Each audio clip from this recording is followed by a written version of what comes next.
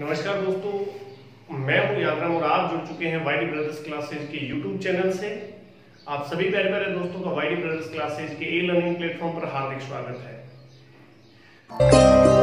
वाईडी brothers classes e learning platform को subscribe करें।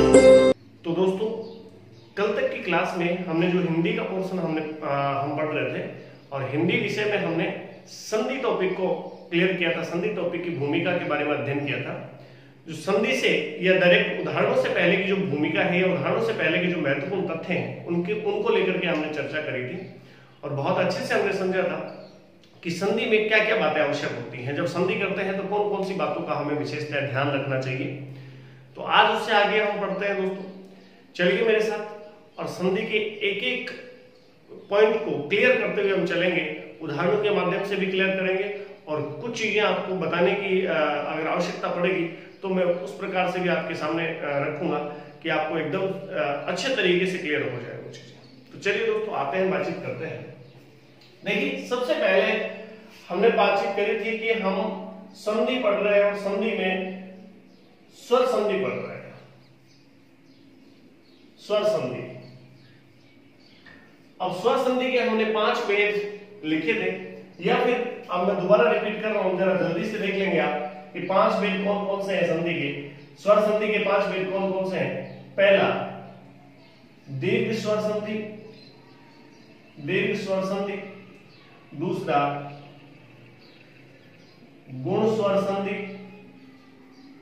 गुण स्वर संधि। तीसरा यण स्वर संधि, यण स्वर संधि। चौथा देखिएगा, दीर्घ स्वर संधि, गुण स्वर संधि, यण स्वर संधि। चौथा वृद्धि स्वर संधि। पांचवा अयादी स्वर संधि। मैं यहां से स्वर को हटा रहा हूं दोस्तों, इसका कारण मैं आपको स्पष्ट करूंगा कि यहां से मैंने स्वर को क्यों हटाया। इसका नाम केवल हमें यण संधि ही पढ़ना है। इसके कारण क्या होते हैं, क्योंकि हमें क्यों हम यण संधि को केवल यण संधि पढ़ते हैं, यण स्वर संधि नहीं पढ़ते। इसके कारणों पर जब चर्चा करेंगे, जब हम यण संधि की बात करेंगे।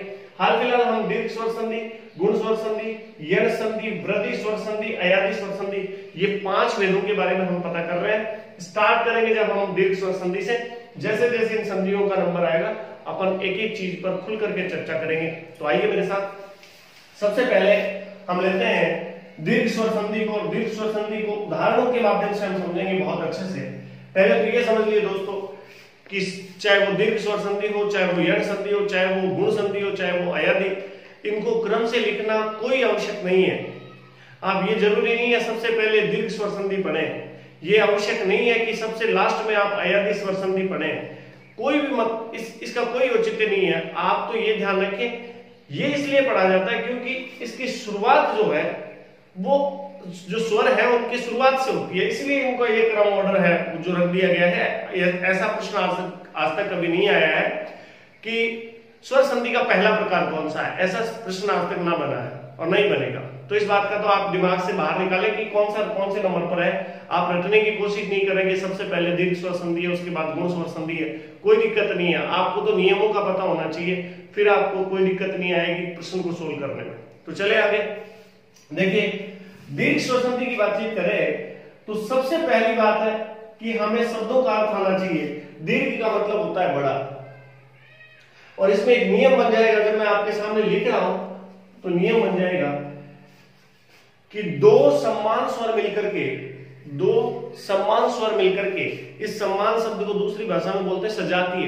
दो सजातीय स्वर मिलकर के दीर्घ स्वर का निर्माण कर देते हैं, तो वहां पर दीर्घ स्वर संधि होती है। किस प्रकार से, जरा देखिए। ए के बाद पहले पद में अगर ए है और दूसरे पद में अगर पहला वर्ण ए है तो ये समान हुए कि नहीं हुए भाई? समान हुए ना। समान हुए तो इसका इन दोनों का परिणाम है वो क्या होगा? आ होगा, समान ही होगा। देखो, समान ए मिलने से आ बना, तो समान ही हुआ कि नहीं हुआ? ठीक है। तो आ मिल जाए और ए मिल जाए तो भी इसका आंसर क्या निकलेगा, इसका उत्तर क्या निकलेगा, इसका निचोड़ क्या निकलेगा, आई बनेगा। और आ हो और फिर बाद में भी आ हो तो भी इसका उत्तर क्या निकलेगा, यही। और पहले बंदु ए हो और बाद में आ हो, इन सभी का परिणाम क्या निकलना है, आ निकलना है। एक बात ये बात समझ में आई कि समान स्वर मिले, ये समान ही है दोस्तों, ए आ समान स्वर है, आ समान स्वर है, ए आ भी समान स्वर होते हैं, ये अलग स्वर नहीं माने जाते। ध्यान रखना कि आप सोचोगे कि आ अलग है ए अलग है ना, ठीक है, तो ध्यान रखिएगा इस बात का। ए समान स्वर, समान स्वरों के योग से जो दीर्घ स्वर बन जाता है उसी को दीर्घ संधि कहते हैं।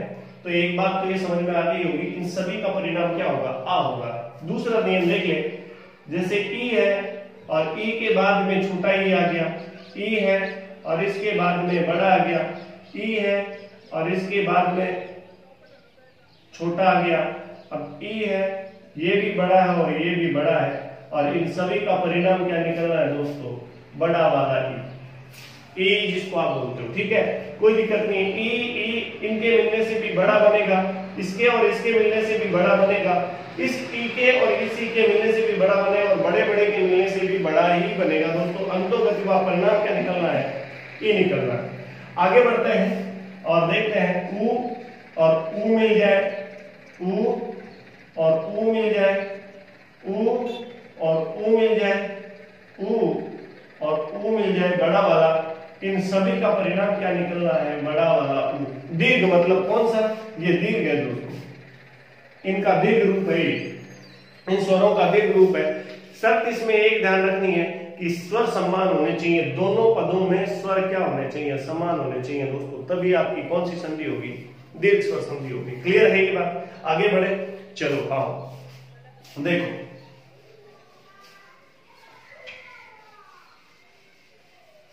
ये बातें आपको ध्यान रखनी है। तो सबसे पहले मैं आपको एक छोटी सी परिभाषा लिखवा दूं या फिर बता दूं, आप ध्यान देंगे इस पर। समान या सजातीय, सजातीय स्वरों के योग से, स्वरों के योग से दीर्घ स्वर का निर्माण दीर्घ स्वर संधि में होता है। कौन सी संधि में होता है दोस्तों, दीर्घ स्वर संधि में होता है, या ऐसा दीर्घ स्वर संधि में होता है। ये बात आप विशेष ध्यान रखेंगे, ये बहुत इंपॉर्टेंट बातों में से एक है दोस्तों। सजातीय, इसको सजातीय ना लिख करके आप दूसरी भाषा में ये लिख सकते हैं, समान, यानी एक ही जात वाले, एक ही तरह के लिखने वाले।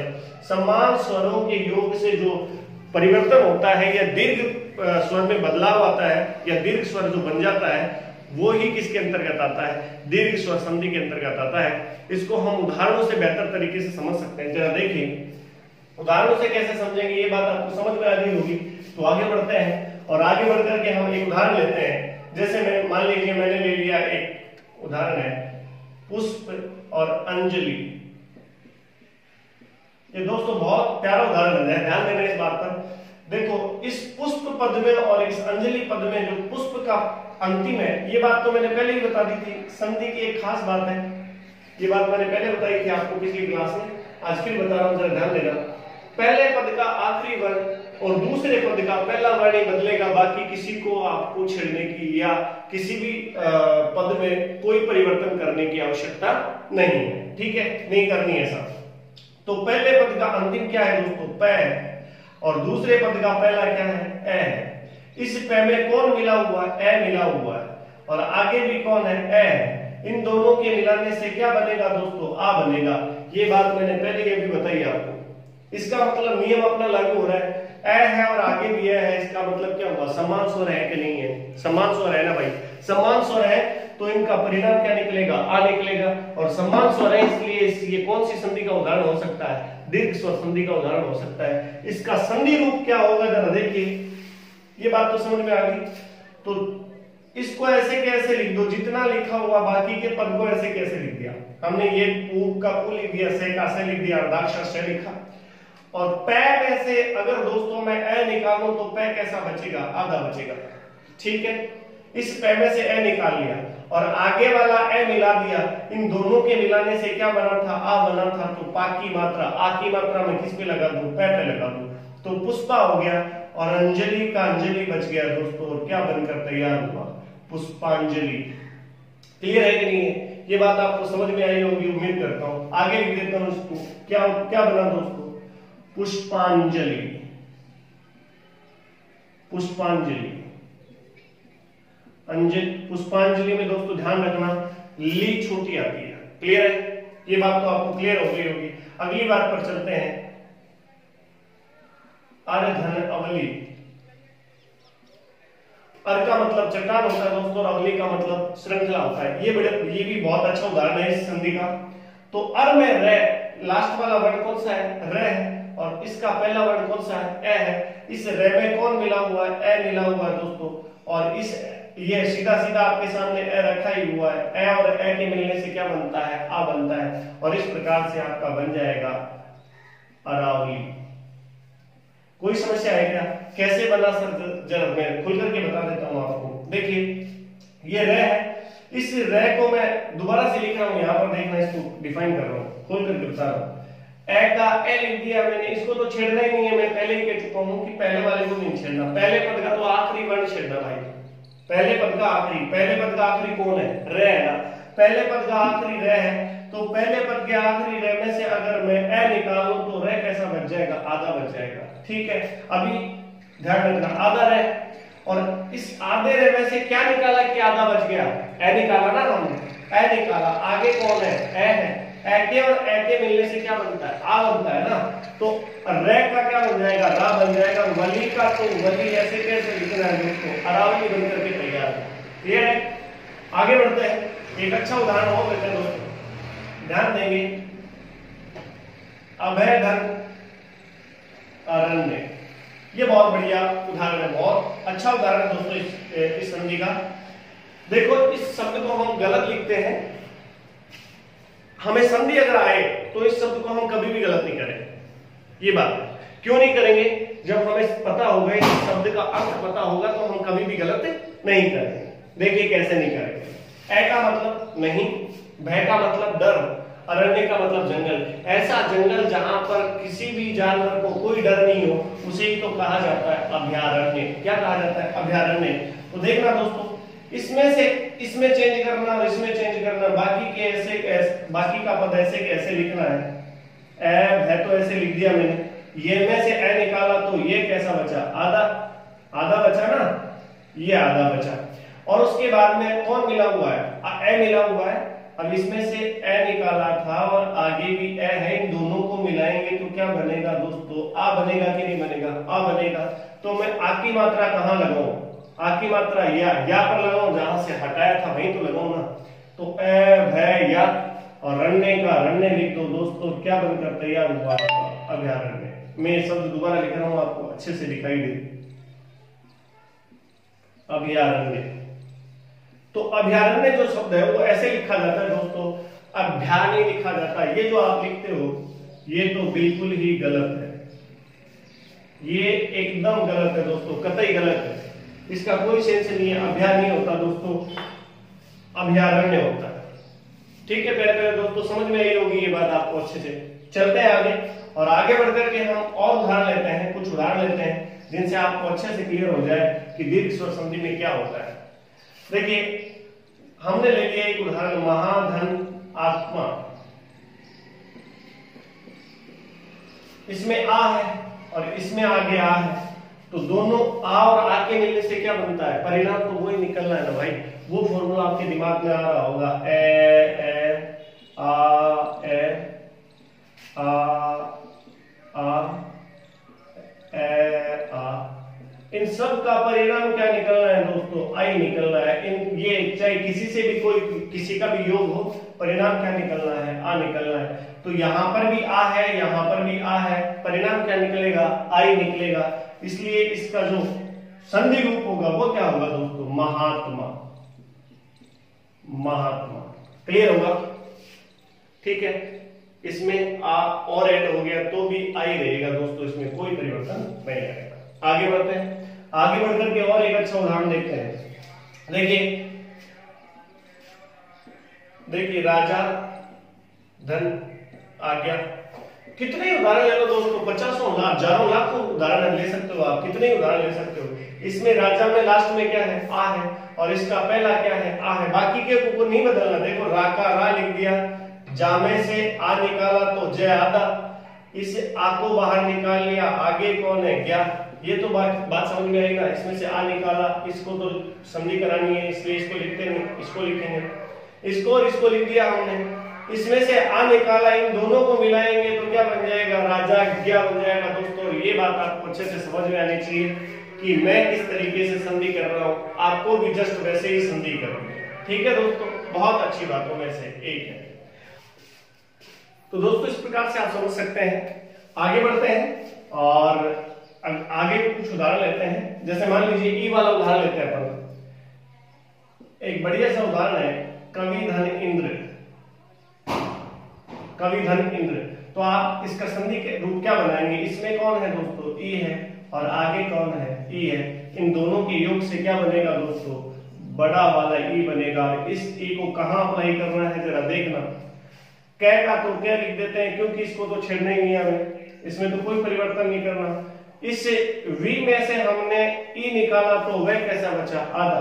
जब भी किसी वर्ण में से हम स्वर को अलग कर लेते हैं तो वो वर्ण आधा बचता है, या वो अक्षर अर्धाक्षर बचता है। तो इस वी में से हमने क्या निकाल लिया, ई निकाल लिया, तो क्या बचेगा दोस्तों, वह। और वह कैसा बचेगा, आधा बचेगा। इस ई का और आगे वाली ई का दोनों को मिलाने से क्या बनेगा, बड़ा वाला ई बनेगा। तो इसमें बड़ी ई की मात्रा लगाई मैंने, तो क्या बन गया दोस्तों, कवि। और इंद्र का इंद्र ऐसे कैसे लिखना है दोस्तों, तो आपका बन करके तैयार हुआ क्या दोस्तों, कविंद्र। कोई दिक्कत नहीं है, बहुत अच्छे से आप समझ गए होंगे।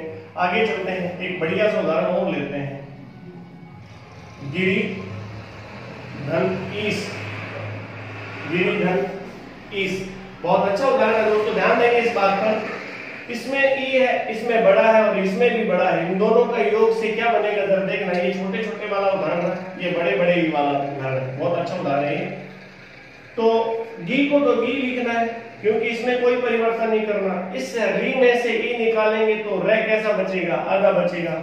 निकला कौन, बड़ा ई निकला, बड़ा ई निकला, और आगे कौन है, आगे भी बड़ा ई है। इन दोनों के योग से क्या बनेगा, बड़ा ई बनेगा। तो री, बड़ी ई, री की मात्रा लगाई, और आगे क्या बचा दोस्तों, से का तो से, और क्या बनकर तैयार हुआ, गिरीश बनकर के तैयार हुआ।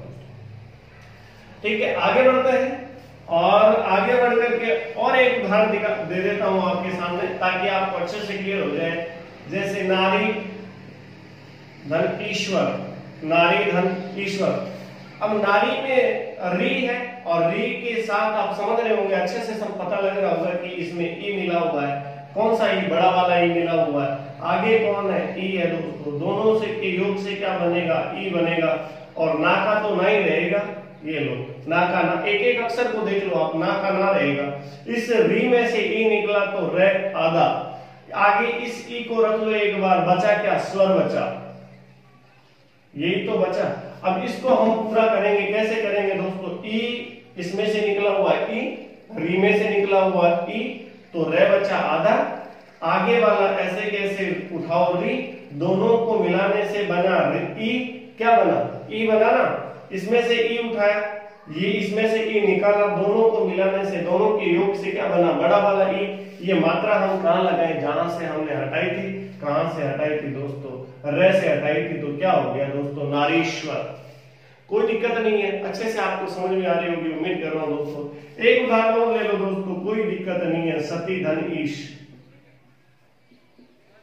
और इसका भी बनकर क्या हो जाएगा, तैयार हो जाएगा क्या भैया, सतीश। तो कोई दिक्कत नहीं है दोस्तों। चलिए ऊ का उदाहरण लेते हैं, अच्छा सा उदाहरण लेते हैं, ऊ वाला उदाहरण लेते हैं। तो देखो दोस्तों, एक सबसे अच्छा उदाहरण है ऊ का, ये भानुधन उदय, भानुधन उदय। तो इसमें देखेंगे आप, भा का तो भाई लिखना है हमें, इसमें तो कोई परिवर्तन करना नहीं है। इसमें पहले पद का अंतिम और दूसरे पद का पहला वर्ण नहीं बदलेगा, और कुछ नहीं चेंज करना आपको। तो भा का तो भा लिख दिया, और इस नू में से मैं ऊ निकालूं तो न कैसा बचेगा दोस्तों, आधा। और उसके बाद में अगर मैं आगे वाले ऊ को मिला दूं इसमें से कौन निकाल लिया मैंने, ऊ निकाल लिया, आगे कौन रखा हुआ है, ऊ रखा हुआ है, दे का तो दे लिख दो दोस्तों, ऐसे दे का दे लिख दिया मैंने। इन दोनों को मिलाने से क्या बनेगा, ऊ बनेगा, और ऊ कौन सा बनेगा, बड़े वाला ऊ बनेगा। तो इस पे मात्रा लगा दूं मैं किसकी, ऊ की, और क्या बनकर के तैयार हुआ दोस्तों, भानुदय। कोई दिक्कत नहीं है, अच्छे से समझ में आ रहा है, आगे बढ़ते हैं। और एक अच्छा उदाहरण देख लो, गुरुधन उपदेश। उपदेश ये बड़ी बातों में से एक है दोस्तों, आज ध्यान देना। ये जो रे होते हैं ना, और रे में ऊ की मात्रा हम लगाते हैं, छोटे ऊ की और बड़े ऊ की मात्रा कैसे लगाते हैं जरा देखना। तो ये तो है प्यारे प्यारे दोस्तों छोटे ऊ की मात्रा इस रे में, और ये है प्यारे दोस्तों बड़े ऊ की मात्रा। इस प्रकार से आपको ध्यान रखना है, ये बड़ा ऊ है और ये छोटा ऊ है। गुरु में कौन सा होता है सर, गुरु में छोटा ऊ होता है। गुरु वैसे होता बड़ा है, लेकिन इसमें ऊ की मात्रा कौन सी होती है, छोटे ऊ की मात्रा होती है दोस्तों। तो ध्यान देंगे, इसको ऐसे कैसे लिखना है, रू में से ऊ निकाला, रे कैसा बचा, आधा बचा, और आगे ऊ और जुड़ गया इसमें, तो रू कौन सा बन जाएगा, बड़ा वाला, और प्रदेश का प्रदेश बन जाएगा दोस्तों।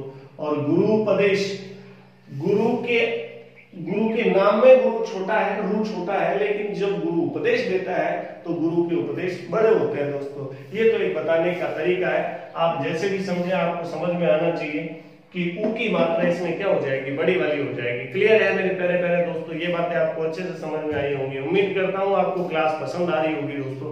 अगर क्लास आपको अच्छी लग रही है दोस्तों तो लाइक करना, सब्सक्राइब करना, कमेंट करना तो कतई नहीं भूलें, क्योंकि आपके कमेंट्स की हमें लगातार इंतजार रहता है। आपके कमेंट्स देख करके हमें उत्साह मिलता है दोस्तों, इसलिए आपके कमेंट्स का हमें लगातार इंतजार रहता है। आज की क्लास इतनी ही, आगे बात करेंगे हम गुण संधि की, यण संधि की, वृद्धि संधि की, अयादि संधि की। इन सभी सारी संधियों को हम खुल करके पढ़ने वाले हैं। क्योंकि दोस्तों मुझे उदाहरण ज्यादा देने पड़ते हैं, इसलिए लंबी क्लास हो जाएगी, और जब तक हम उदाहरण नहीं देंगे तब तक हमें क्लास अच्छे से समझ में नहीं आएगी।